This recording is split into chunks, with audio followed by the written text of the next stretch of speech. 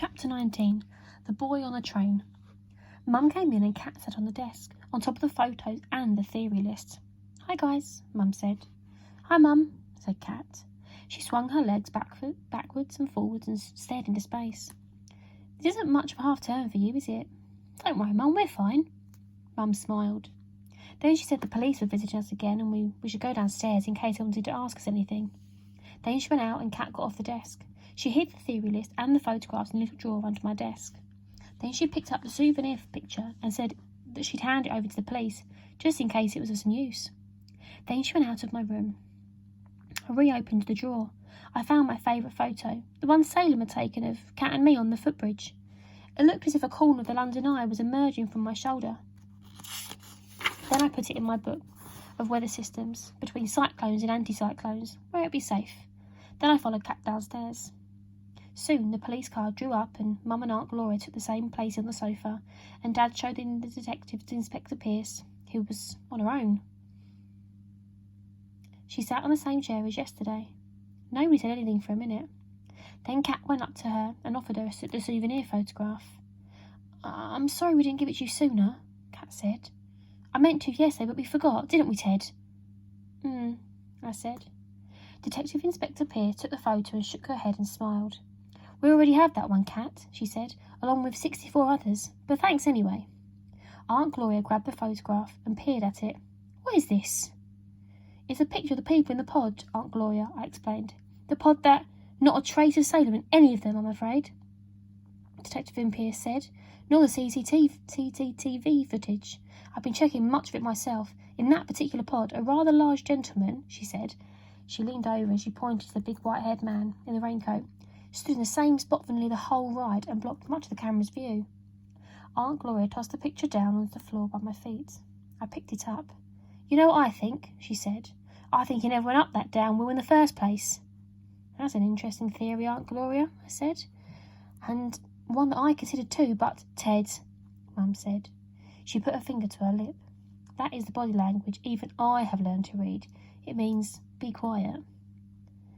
There was another silence.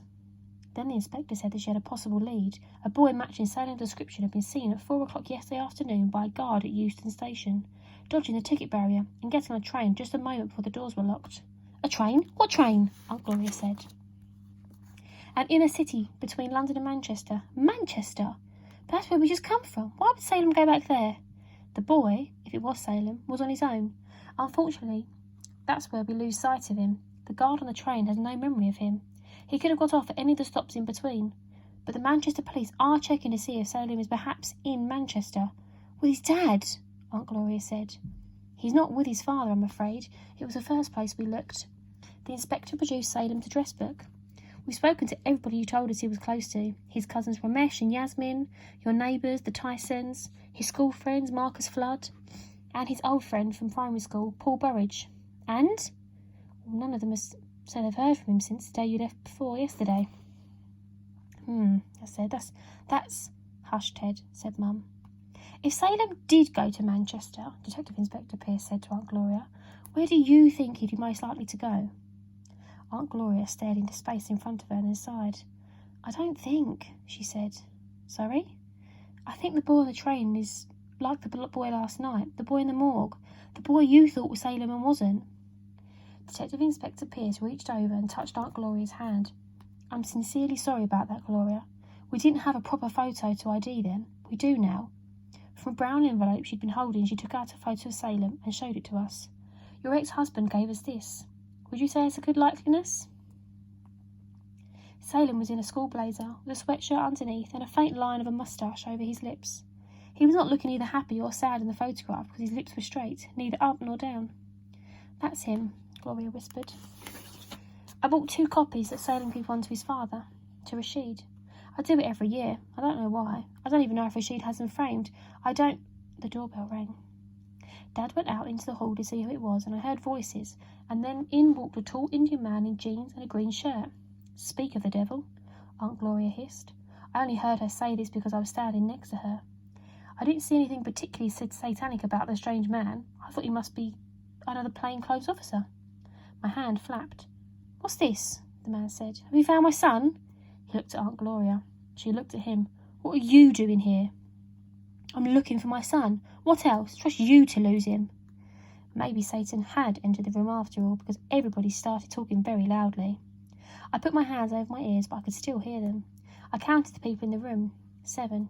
I tried to guess the ages of those I didn't know. Then I added up the ages, actual or approximate, of all present. When I arrived at the figure of 233 and worked out the average age was 33.3 recurring, everybody was still shouting their heads off.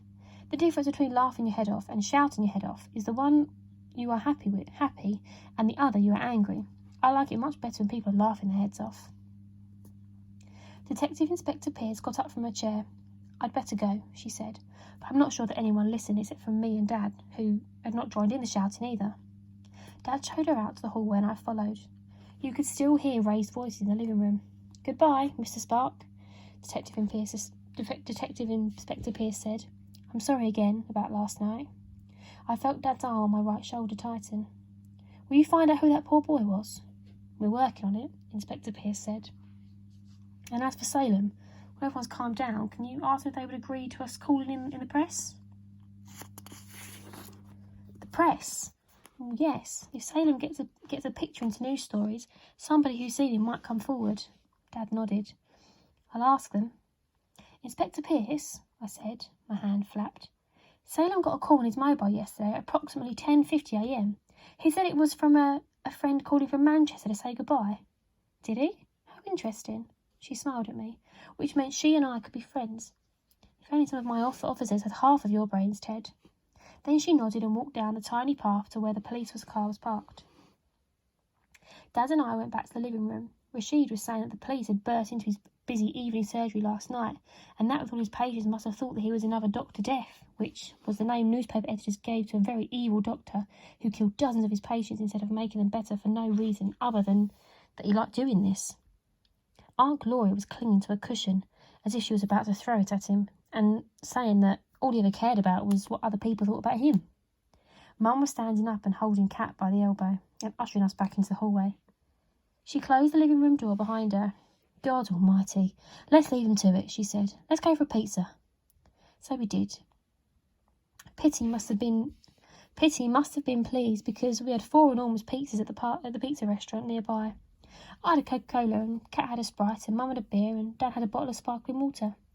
Dad and I ate all of ours, and Mum and Kat swapped their last slice and only left bits of the crust, which meant that everybody had been extremely hungry. And over the meal we did not talk about Salem. I talked about thunderstorms and why they happen, and Kat showed Dad how he had removed the silver nail polish from her hands, and he said he was glad that Catwoman had gone back to the moon. When we got back, Rashid and Aunt Gloria were sitting on the sofa together, arm in arm. This puzzled me until I remembered what Mum says about Kat and me having a love-hate relationship, and I worked out that the same was true for Rashid and Aunt Gloria. Mum said to Rashid he was welcome to sleep on the couch if he wanted to, and he said he said, was she sure? And she said she was. He said she was most kind and he would. And then Kat and I were told to go upstairs to bed, so we did. Chapter 20. Eavesdropping. Kat curled up on the lilac and went to sleep.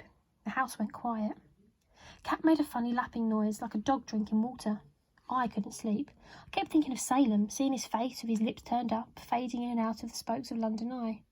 Then I remembered him saying I looked like a cool dude and telling me that he got lonely. The boy on the slab. The boy on the train. Salem or not Salem? I switched on the desk light. Kat didn't wake. She just moaned and turned over. I got my weather system book off my desk and looked at the photo of Kat and me on the bridge, as taken by Salem. I don't know much about photos, but I could see it was a good photo. Not like the kind I take, because the lines around our faces were sharp, and we were exactly in the middle of the shot. A small strip of the eye's wheel came up from my shoulder, with 7 of 32 pods shining in the sunlight. I put the photo back in its hiding place, between the chapters on cyclones and anticyclones. I thought, cyclones go anti-clockwise, anticyclones go clockwise. That's if you're in the northern hemisphere. If you're in the southern hemisphere, it's the other way round. It's like water whirling down a plug hole. In the northern hemisphere, it whooshes anti-clockwise. In the south, clockwise. And I realised that the same is true of the London Eye. I'd always thought of it as going anti-clockwise. If you look at it from the south bank of the river, that's how it goes. But, a big but, if you look at it from the north bank, it goes clockwise. Whirlwinds and wheels, clockwise or anti-clockwise, depends on how you look at it. Nematodes, such as earthworms, male or female, depends on how you look at it. Then there's Dad's favourite saying, a glass, half empty or half full, depending on how you look at it. I scratched my head. Depending on how you look at it, the same object can be or do opposite things at once. I remembered a picture Kat had once shown me of a waterfall, only the way it was painted. It looked as if the water was flowing upwards. Perhaps that was a clue to Salem's disappearance. Perhaps Kat and I were looking at things the wrong way up, or the wrong way round. I got excited then, because I'm good at looking at things differently. When I was little, I once drew an egg as 3 rings, the shell, the white and the yolk. It looked like the planet Saturn, and the teacher at school said it was a very unusual way to draw an egg. She said I had drawn it in a cross-section, as if I had X-ray eyes and could see straight through it. I tried to look at Salem riding in his pod with X-ray eyes, but I could only see figures in the pod, dark shadows turning to have their souvenir photo taken. So next I picked up the souvenir shot. After Aunt Gloria had tossed it on the floor earlier, and the police had said they didn't want it, I'd taken it back up to my desk. I studied the African woman, the big white-haired man, the fat couple and their children, the Japanese tourists. All I could see of the girl in the pink jacket who'd stood near us in the queue was her arm, waving at the camera above the other people. I could not see her boyfriend, nor the tall blonde woman with the grey-haired man, who was shorter than her. It had been a crowded pod. Not everyone had fitted into the picture. Salem might have been at the back somewhere, behind the shoulder and cluttered bodies. I tried to look in between the torsos with X-ray eyes, but it was grey, murky shadow, tiny dots, nothing more. I pushed it away. I got up and crept downstairs to the kitchen. I knew where Mum kept the salt and vinegar crisps hidden, and I needed some. I took 2 packets out and crept back into the hallway. I paused.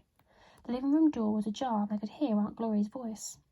I decided to listen in case there was a clue. Maybe Aunt Gloria knew something that she didn't realise she knew, but if I heard it, would be able to see the significance. Mum had told me it's wrong to eavesdrop on people. Eavesdropping is a strange word. Eave to the part of the roofs that project over the walls. The only thing that drops from them is rainwater, and rainwater cannot hear. Kat eavesdrops all the time. She lurks in the hall when Mum and Dad are talking about serious matters such as school reports, and if I tell her it's wrong to do this, she hisses at me to get lost. But tonight, I decided to eavesdrop myself. Oh, I hate waiting, Aunt Gloria was saying. I know you do. It was Rashid. Patience and you, they don't go. We should call in the press, Rashid. Like Inspector Pierce says. Not yet, Gloria. I don't want our private affairs all over the place. There you go again, always caring about what other people think. What does it matter? What matters is Salem. Okay, Gloria. We'll call in the press tomorrow if Salem isn't found by then. There was a pause. I heard a groan and the sofa creaking.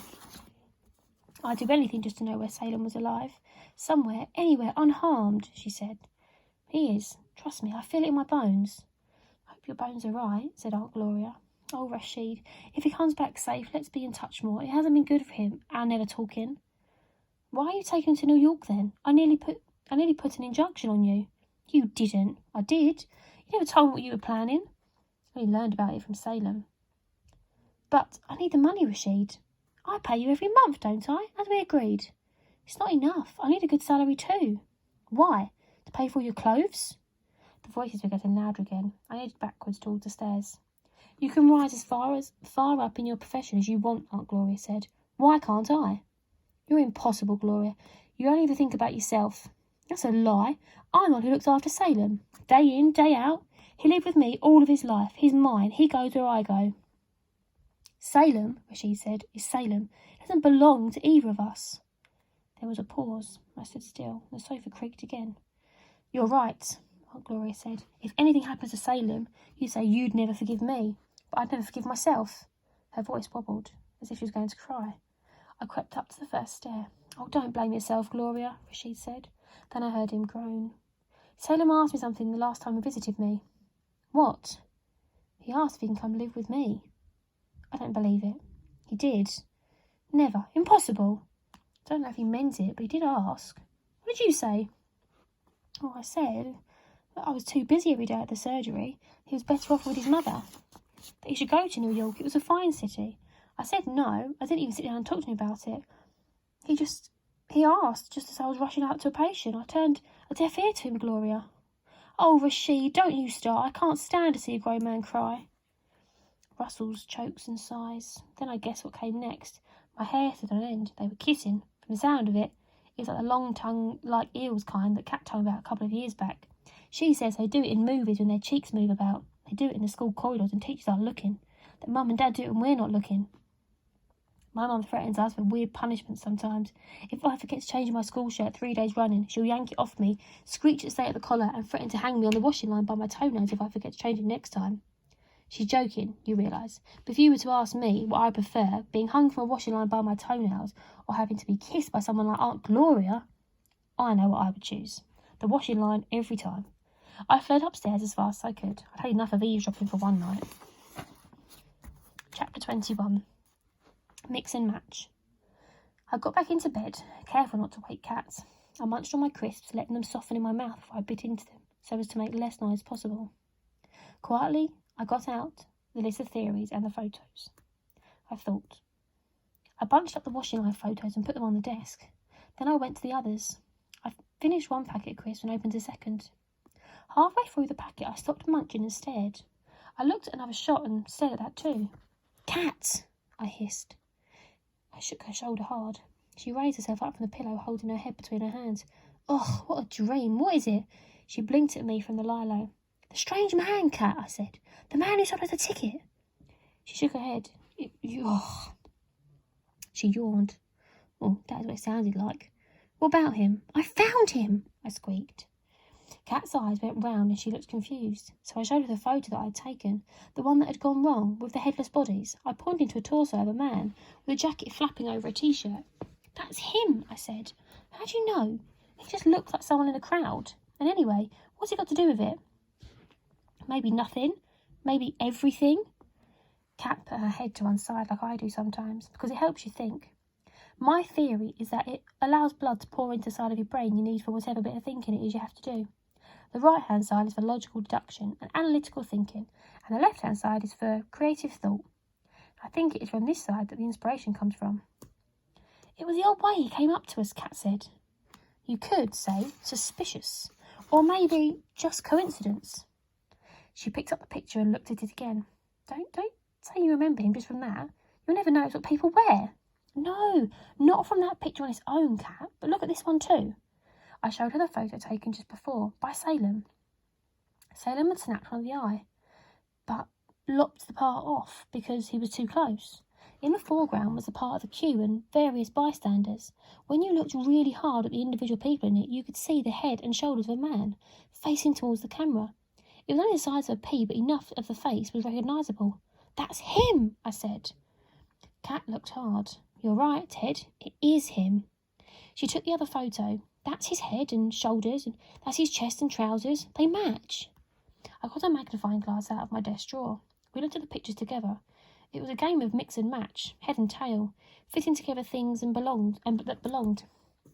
Like a jigsaw. There's something written on his t-shirt, Kat said, peering through the glass. Can't make it out. An O and a T for sure. The rest's blurred. She looked at me. You know, Ted, this might be a breakthrough. She clapped me on the shoulder so hard I coughed. Tomorrow I'm going back to the photo shop with the negatives. I'm going to ask him to blow up these 2 shots. But Ted, don't say anything to anyone about this. What about Mum and... She'd only ignore us if we tried to explain. No, I'm following up this lead on my own. Not on your own, Kat. She clapped me on the shoulder again. With you, Ted, of course. We'll figure out what it says on the t-shirt, and maybe, just maybe, we'll track him down. I was so excited I forgot to Ted, can't stand to say it, but you're a genius.